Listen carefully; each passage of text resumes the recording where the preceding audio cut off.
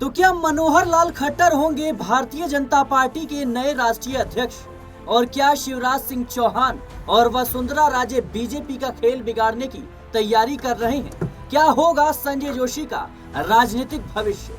दर्शकों, भारतीय जनता पार्टी में इस वक्त नए राष्ट्रीय अध्यक्ष को लेकर चर्चा तेज है, लेकिन साथ ही मोदी शाह को चिंता इस बात की है कि कहीं पार्टी के बड़े नेता बगावत न कर दे, जिनको ये आश्वासन दिया गया था कि आप मुख्यमंत्री की कुर्सी छोड़ दीजिए, आपको केंद्र में और पार्टी में बड़ी जिम्मेदारी मिलेगी। लेकिन वसुंधरा राजे को दरकिनार कर दिया गया, शिवराज सिंह चौहान को कृषि मंत्रालय दे दिया गया, लेकिन संजय जोशी की वापसी अब नहीं मानी जा रही है। यानी संजय जोशी के नाम पर फाइनल जो सहमति है आरएसएस और बीजेपी के बीच वो बन नहीं रही। माना यह भी जा रहा है कि आरएसएस अब कहीं ना कहीं भारतीय जनता पार्टी से नाराज है इसी बात को लेकर, क्योंकि जो राष्ट्रीय अध्यक्ष का चुनाव होना है, जो नाम आरएसएस की तरफ से सुझाए गए थे, वो मोदी शाह को रास नहीं आई और मोदी शाह चाहते हैं कि मनोहर लाल खट्टर को राष्ट्रीय अध्यक्ष बना दिया जाए, उनके नेतृत्व में पार्टी की कमान आगे बढ़ाई जाए। ऐसे में बड़ा सवाल कि शिवराज सिंह चौहान और वसुंधरा राजे और संजय जोशी का अगला कदम क्या होगा। मेरे साथ दीपक जी मौजूद हैं ज्यादा जानकारी के लिए। दीपक जी, कैसे देख रहे हैं आप पूरे मामले को?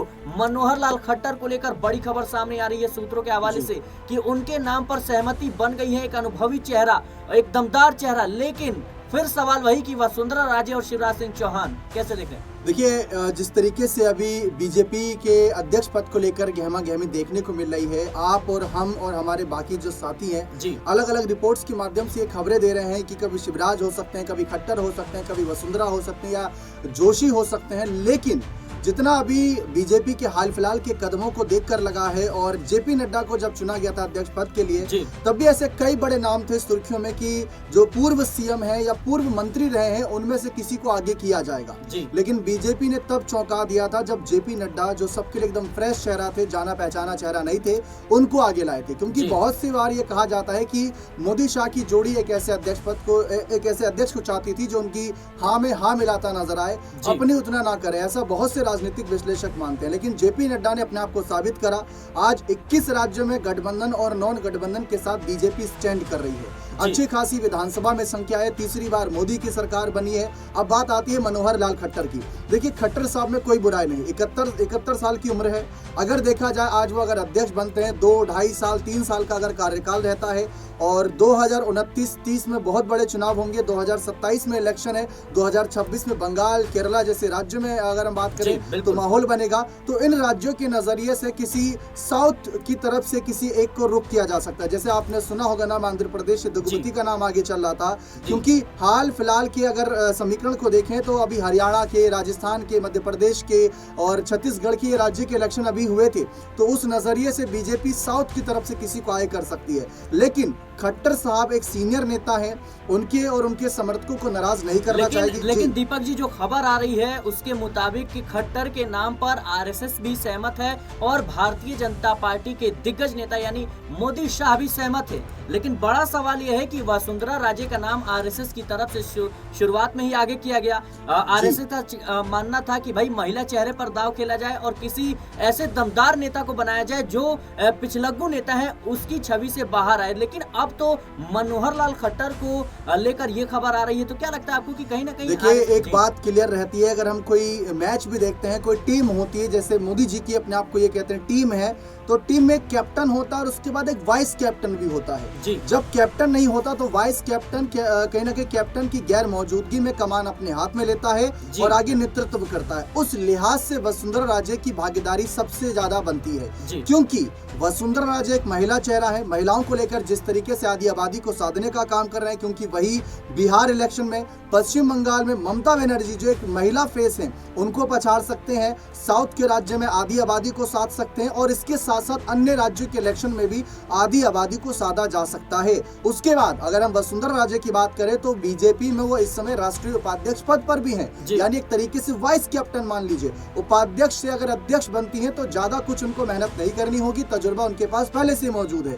और अगर हम वसुंधरा राजे की बात करें तो जो तजुर्बा, जो उनके पास ताकत रही है, जो सियासी कद उनका रहा है, क्योंकि अगर हम मनोहर लाल खट्टर की बात करें, 90 सीट वाले विधानसभा के हरियाणा में उनकी मौजूदगी रही, वहां पर उन्होंने अपनी ताकत का का प्रदर्शन दिया। लेकिन वसुंधरा राजे की जहां पर ताकत हमने देखी, वहां पर 100 सीट ही आपको जीतनी पड़ती है, 100 से ज्यादा जीतनी पड़ती है, तब आप उस राज्य की कमान संभालते हैं। और उसके बाद शिवराज सिंह चौहान के साथ भी ऐसा है, क्योंकि देखिए आप एक राज्य के सीएम रहे, बहुत अच्छी बात है, और एक नहीं 2 बार रहे, वो काबिले तारीफ है। लेकिन राज्य की विधानसभा सीटों की संख्या, लोकसभा की संख्या, कितने विपक्ष है, उस पर भी बहुत मैटर करता है। क्योंकि आप मध्य प्रदेश, राजस्थान जाए तो वहां पर आपको 4-5 पार्टियां देखने को मिलती है, लेकिन अगर आप हरियाणा देखें तो कांग्रेस और बीजेपी के बीच तकरार है। जी, लेकिन मेरा सवाल यह है कि वसुंधरा राजे का अगला कदम क्या होगा, क्योंकि हाल ही में उन्होंने अपने विधायकों को लेकर के बड़ा बयान दिया था कि अब वो पहले वाली बात नहीं रही। पहले लोग जो है समर्थन में थे, भरोसेमंद थे, लेकिन अब वो बात नहीं रही। क्या लगता है आपको? देखिए, ऐसे कई चेहरे होते हैं जो अपने गृह राज्य को छोड़कर नहीं जाना चाहते। शिवराज सिंह चौहान मध्य प्रदेश छोड़कर नहीं जाना चाहते थे,